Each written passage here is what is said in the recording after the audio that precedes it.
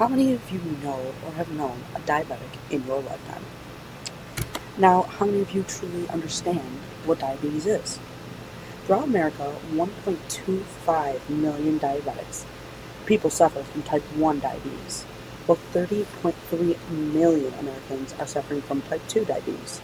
Do you know the difference between the types? Do you know that there was different types?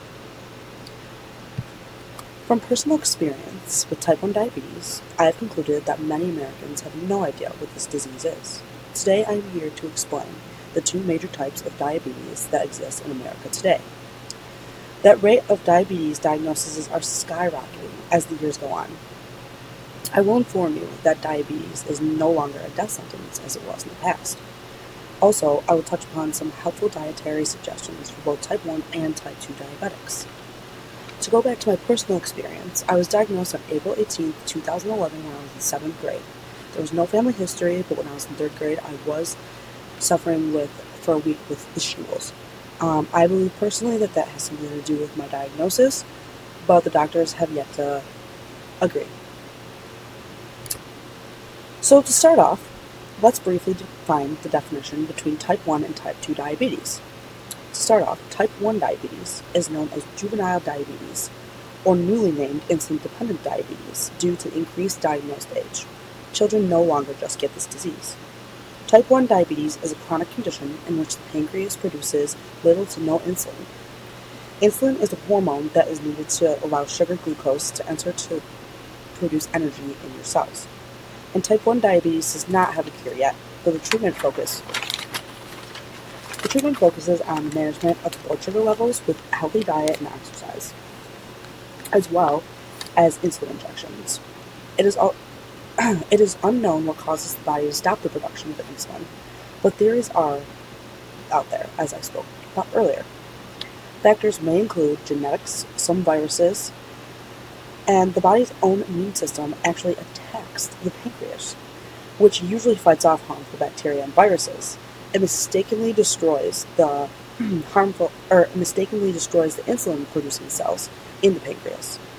By maintaining a normal blood sugar level, it can reduce the risk of many future complications, such as heart disease, liver damage, nerve damage, kidney damage, eye and foot damage, skin and mouth conditions, as well as pregnancy complications when it comes to trying to reproduce.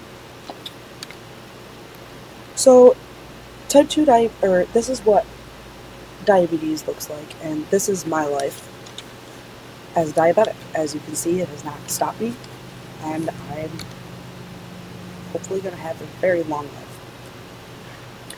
Now, for type 2 diabetics, this is the type everyone is aware of due to diagnoses to themselves, parents, family members, anybody that's really around them. You probably know a couple of type 2 diabetics. This type varies tremendously from type 1 diabetes. This is the most common form of diabetes, and more than 3 million U.S. cases are diagnosed per year.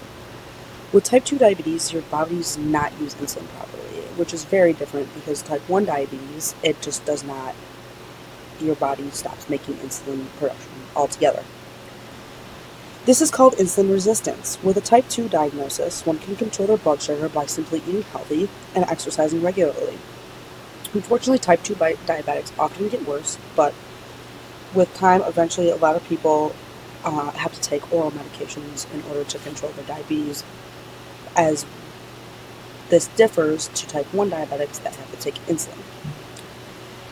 This type of diabetes is commonly seen among the elder and heavier weight population, although type 2 diabetics does not just affect this sort of population. Some individuals also get it due to poor genetics as well. Now that you have a brief understanding of the two types of diabetes, let's venture back in time. The first known diagnosis of diabetes dates back as far as 1552 BC. An Egyptian physician, Hassan Ra, documented frequent urination as a symptom of mysterious disease. These are the men right at the top right corner, and to the left, this hieroglyphic is actually the earliest known record of diabetes. That is what it is showing there. Ants were seen to attract to this urine, which we now know is due to the high sugar content which is excreted through the urine of diabetic. And in 150 AD, Greek physician Ardius described what we now call diabetes as the melting down of the flesh and limbs into urine. Water tasters, or diagnosed people with diabetes by tasting their urine. It wasn't until the 1800s that scientists developed tests to detect the presence of sugar in the urine. Before the discovery of insulin in 1889, diabetics inevitably led to premature death. The breakthrough of insulin was discovered when Oskar Minkowski and Joseph von Mering, researchers at the University of Strasbourg in France, showed that the removal of a dog's pancreas induced diabetes. Today, we have taken a deeper look into the two major types of diabetes that run our country. So, next time you have a conversation with a type 1 diabetic, like myself, hopefully you are a little more in tune and factual, and by insight, and not have the common lines I have heard today, like, you aren't fat, so how do you have diabetes? We also looked at some brief history and how diabetes was discovered.